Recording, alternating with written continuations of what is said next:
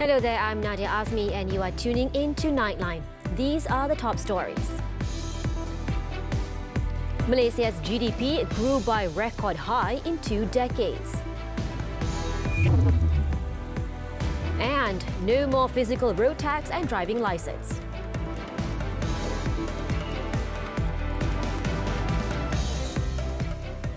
Malaysia has recorded its highest annual economic growth since 2000. Chief Statistician Datuk Seri Muhammad Uzir Mahidin said for 2022, the figure rose by 8.7% after achieving growth of 7% in gross domestic product GDP the fourth quarter last year. On the supply side, all sectors continue to expand. Growth in the services sector continue to be supported by both consumer and business-related services, following better labour market conditions and the continued recovery in tourism activities. The manufacturing sector was driven mainly by the expansion in E&E cluster. The services sector registered a double-digit growth in 2022, followed by manufacturing and mining and quarrying sectors. Subsequently, the construction and agriculture sectors rebounded after on the decline for 2 consecutive years. Household consumption recorded the highest contribution of GDP, 60.2%, while headline inflation increased to 3.3% and core inflation averaged higher at 3%. Malaysia's current account surplus, meantime, widened further to 25.7 billion ringgit in the fourth quarter last year. With still a high degree of global uncertainty and a domestic policy scenario yet to be defined, the Centre for Market Education, CME, said there is pressing need to promote financial literacy.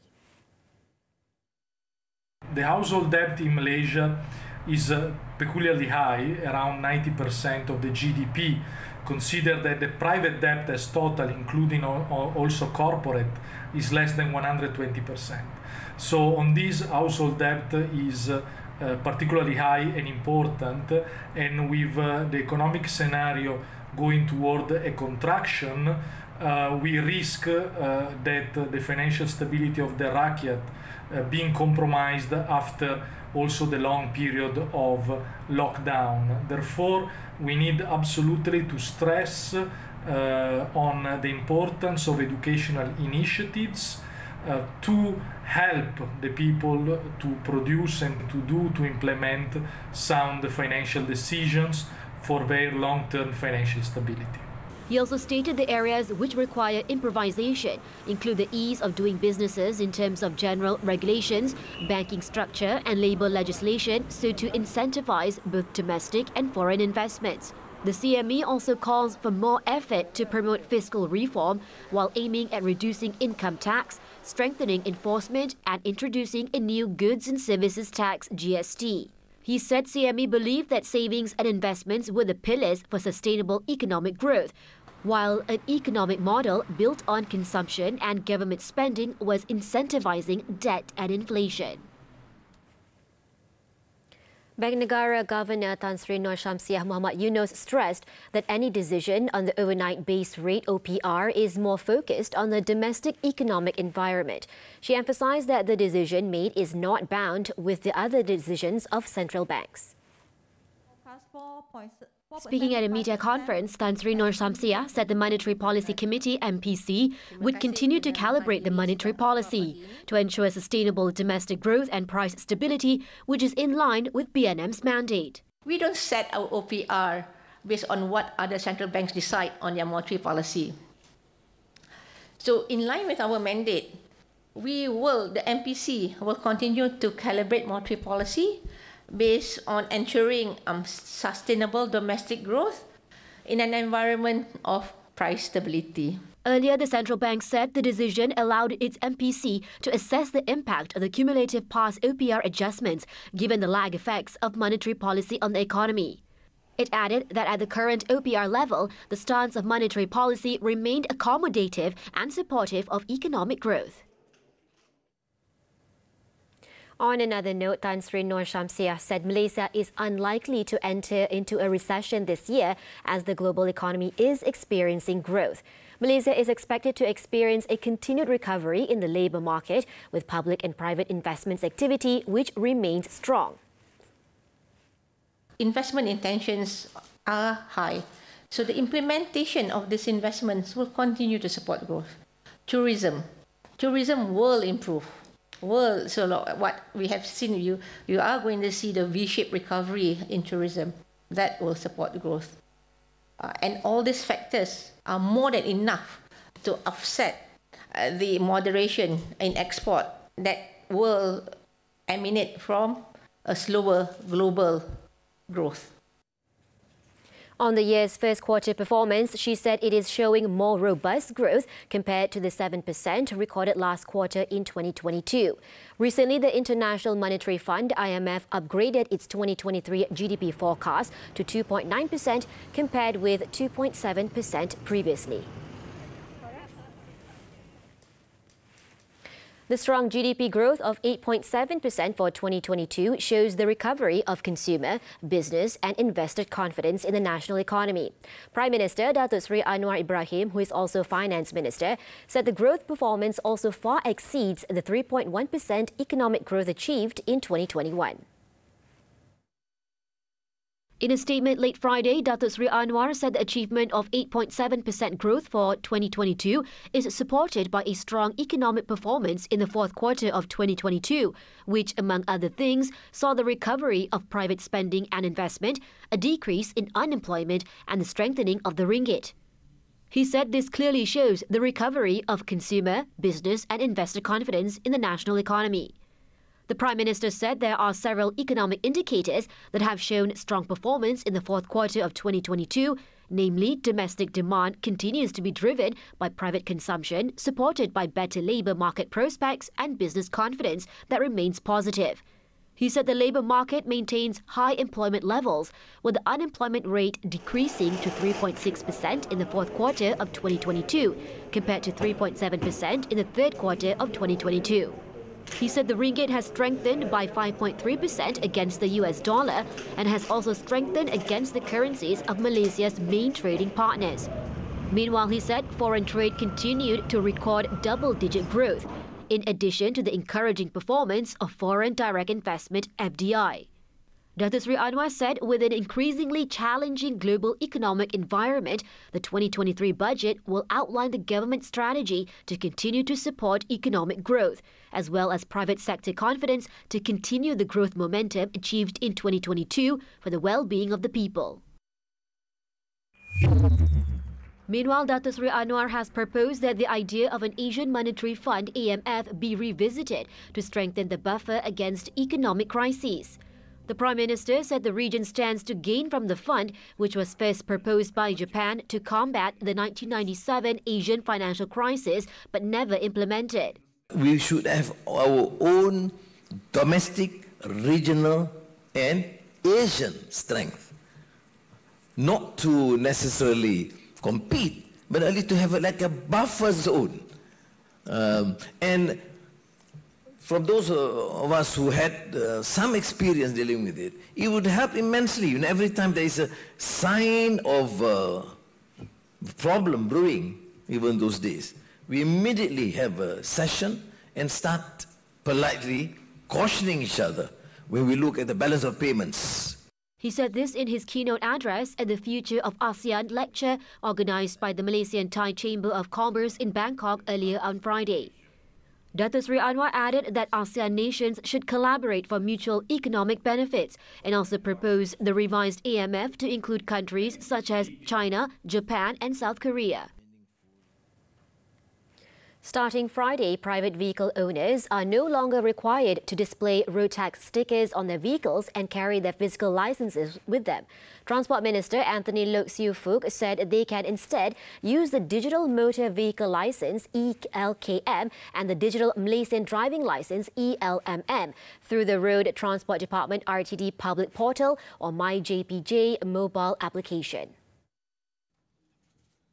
Speaking at a media conference at his ministry on Friday, Anthony Loke said the implementation of ELKM and ELMM is the first phase of a digitalisation step in the core services of the RTD. He also said the provisions under the Road Transport Act 1987, where each vehicle registration licence must be affixed and displayed on the relevant vehicle, will no longer be enforced for the category of owners under the first phase. Bermula hari ini, fasa pertama untuk private vehicles. Termasuk semua kenderaan anda semua. Nanti boleh keluarkan itu stiker. Boleh terus. Download saja aplikasi, itu sudah mencukupi. Okay? Itu untuk kenderaan persendirian, untuk private vehicles. The minister, however, said that private companies, vehicles owned by foreigners and commercial vehicles covering goods vehicles and public service vehicles are still required to display road tax on the vehicles. While for driving licence, the LMM holders are not required to carry a physical copy of the licence as the information is accessible through the same application. Law enforcement agencies, including police and RTD, have been equipped with specialised devices to conduct licence checks and reviews as part of the digitisation process. Anthony Loke also stated that the digitalisation measures would reduce congestion at RTD offices by up to 80%, saving the public time and money. It would also bring savings of 96 million ringgit a year in terms of the cost of stickers and cards. Jimmy Choo, the brand, is synonymous with seductive city life and high glamour. But the origins of this iconic fashion brand are not British, but Malaysian and from Pulau Pinang. From royals to Hollywood royalty, Jimmy Choo is one of the most sought-after brands in the world. I'm Jimmy Choo. Join me on Money Matter this Saturday at 5 p.m. only on TV Peacock. Prime Minister Datuk Seri Anwar Ibrahim has acknowledged the importance of political will to resolve the conflict in southern Thailand. He said in the bilateral meeting with his Thai counterpart, Prayuth Chan-o-cha, there were positive signs on the efforts being taken to help establish peace in the region. Dengan Perdana Menteri Jeneral Prayuth, dengan Timbalan Perdana Menteri Jeneral Prawit, itu kita tegaskan dan rakan-rakan kita terus. Dan saya lihat ada satu suasana yang lebih positif. Kesediaan untuk mendengar dan menyelesaikan dengan baik. Datuk Seri Anwar said this in a press conference on Friday at the end of his two-day official visit to Thailand. He added that the Thai government is willing to collaborate and resolve the conflict, and both countries agreed that Malaysia should play a role as a facilitator in the peace talks.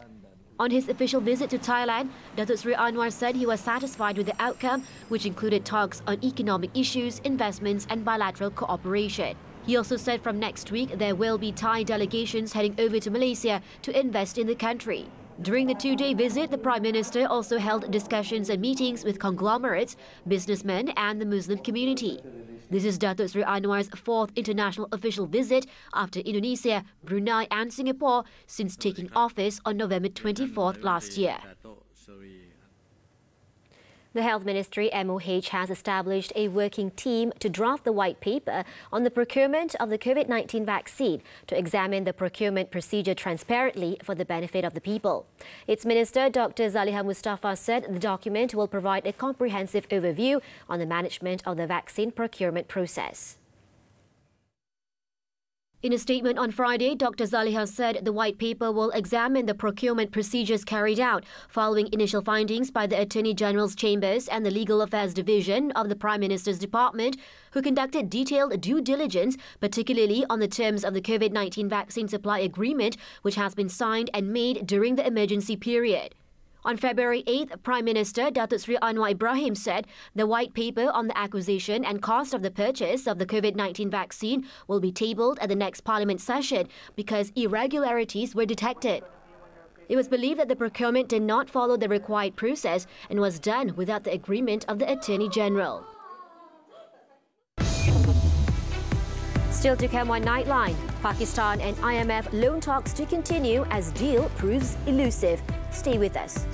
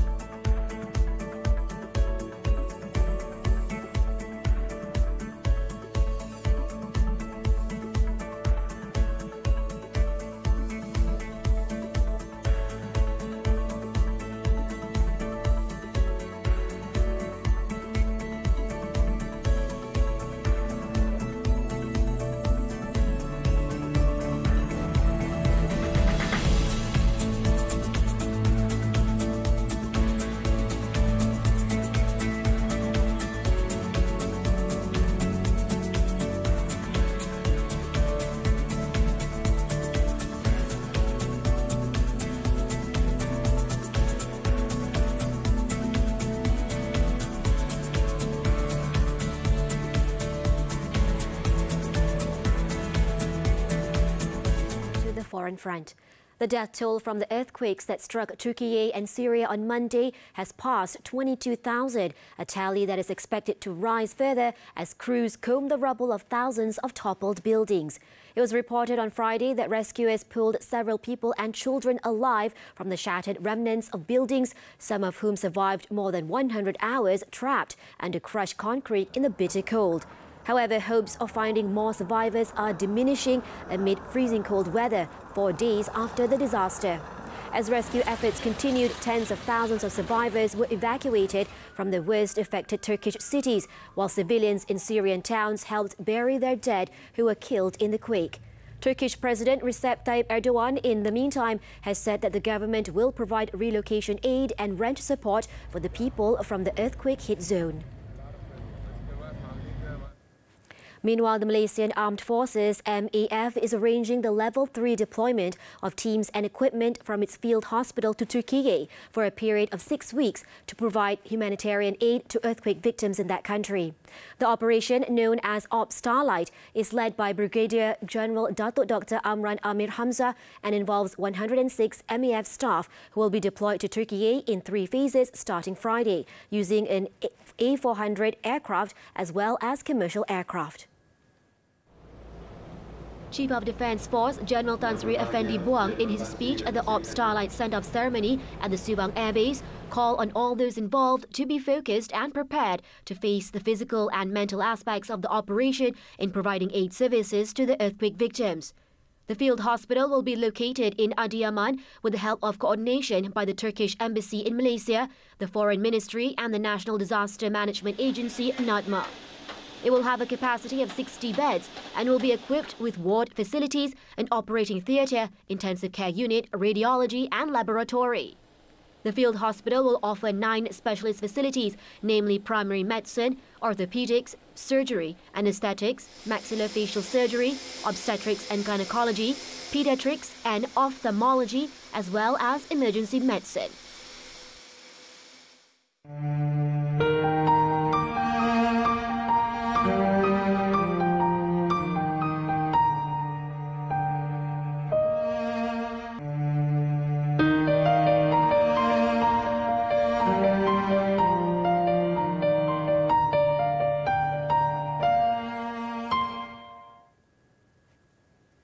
An International Monetary Fund (IMF) team left Pakistan on Friday after crisis talks with the government failed to deliver a deal on financial aid that would help the South Asian country avert economic collapse. After months of deadlock, the IMF arrived last week for last-ditch negotiations, with the government fearing the political consequences of enforcing bailout conditions in an election year. In a statement, the IMF said considerable progress was made during the mission on policy measures to address domestic and external imbalances.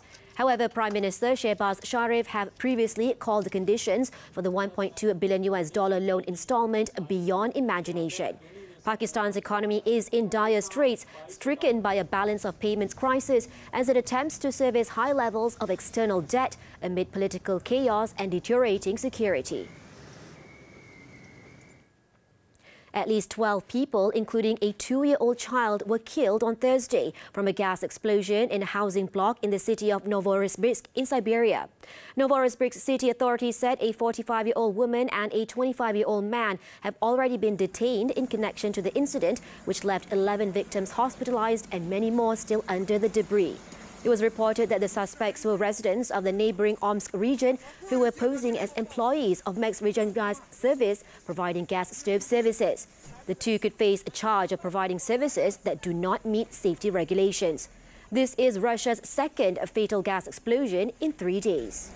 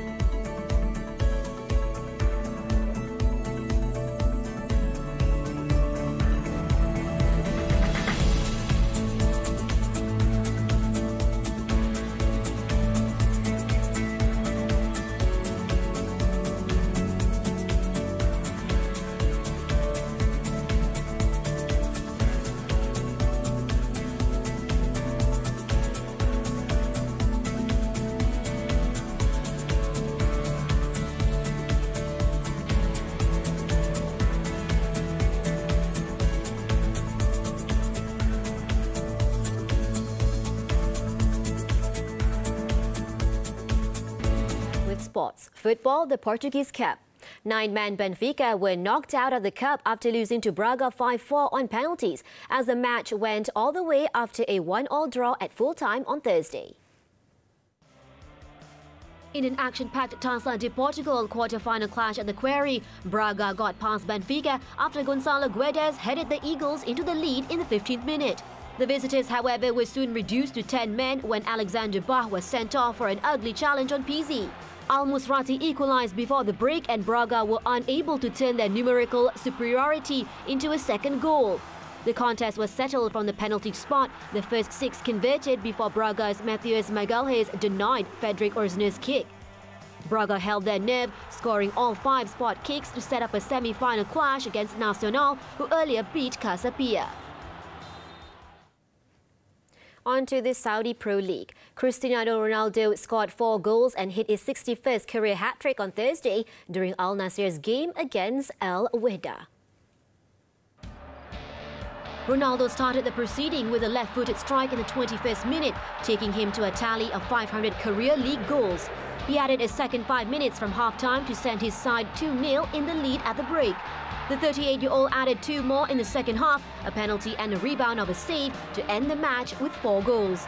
With this performance, Ronaldo took his goals tally to 5 in the league, adding to the late equaliser he scored against Al Fateh last week. Ronaldo's exploits saw Al Nassr seal the contest 4-0 and move to the first place in the Saudi Pro League. 50 million ringgit lost through Kutu Scheme. The details right after the short break.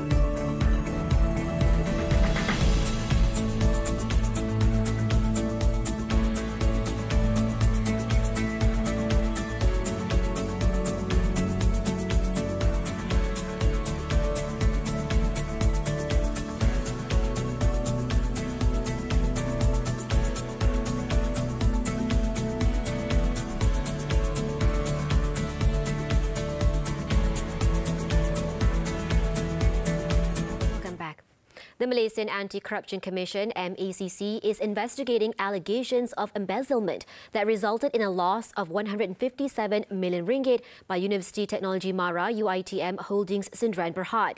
MACC Investigation Division Senior Director Datuk Sri Hishamuddin Hashim said the investigation focuses on several issues, mainly involving funds and several investments made by Uitm Holdings, which led to the losses. He also said the focus of the investigation is on suspected cases of corruption, abuse of power and embezzlement. However, he maintained that not all failed investments involved criminal activity, saying it could be due to issues with governance or weak management. On Thursday, Prime Minister Datuk Sri Anwar Ibrahim said the issue of inefficiency and leakage regarding the loss of 157 million ringgit by Uitm Holdings was submitted to the MACC.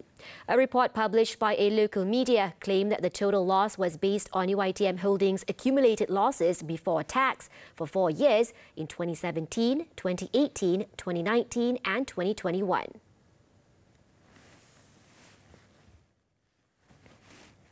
Over 1,000 people nationwide have fallen victim to a Kutu scheme called Extra Savings Sapisa, which promised lucrative returns ranging from 10 to 60%. To date, the Kutu scheme, also known as Fontaine Fund, had caused an estimated loss of 50 million ringgit, with some victims suffering hundreds of thousands of ringgit in losses after being defrauded by the individuals who ran the investment scheme. According to Malaysian International Humanitarian Organisation MHO Secretary General Datuk Hishamuddin Hashim, the scam syndicate was active since 2015, offering 3 different investment packages with payments from as low as 250 ringgit. The victims, mostly from Johor, only realised that they had been cheated after they did not get their money back as promised since November last year. The mastermind behind the scheme, a woman referred to as Ibu Kutu, and her 7 agents were arrested by the Bukit Aman Commercial Crime Investigation Department on Thursday to assist investigations into the case. Following this, Dato' Hishamuddin called for stiffer punishment, including prison sentences, so that the culprits will not just get a slap on the wrist, as they could easily pay any fines imposed on them. Kita ingin menyarankan supaya NFCC dan juga mana-mana agensi yang terlibat dalam siasatan untuk menyiasat dan menuduh individu dan pihak-pihak terbabit di bawah Seksyen 420 jenayah tipu, dan boleh juga pertuduhan itu dibuat dalam Akta Larangan Kutu juga, tetapi jangan dikesampingkan Seksyen 420 jenayah tipu. Maknanya tuduh dua-dua sekali, tuduh di bawah kanun kesiasaan dan tuduh juga di bawah Akta Larangan Kutu, supaya dengan ini akan lebih menakut-nakutkan mana-mana pihak yang lain untuk menganjurkan program-program yang sedemikian pada masa akan datang. He said this during a press conference with 30 victims of the Kutu Scheme from Johor in Kuala Lumpur on Friday. Also present was Malaysia Community Crime Care MCCC President Tan Sri Musa Hassan, who urged banks to also play a role by identifying any suspicious transactions and reporting them to Bank Negara Malaysia, so that authorities can freeze the accounts used by such fraud syndicates.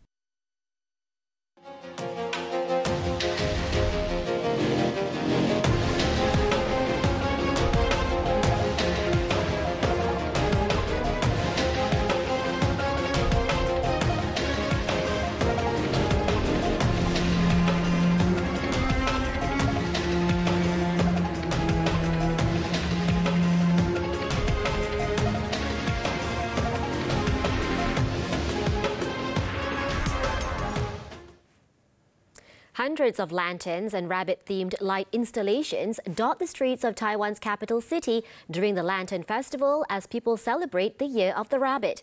The main light display is a 22-meter-tall robot rabbit, which signifies the island's high-tech manufacturing prowess.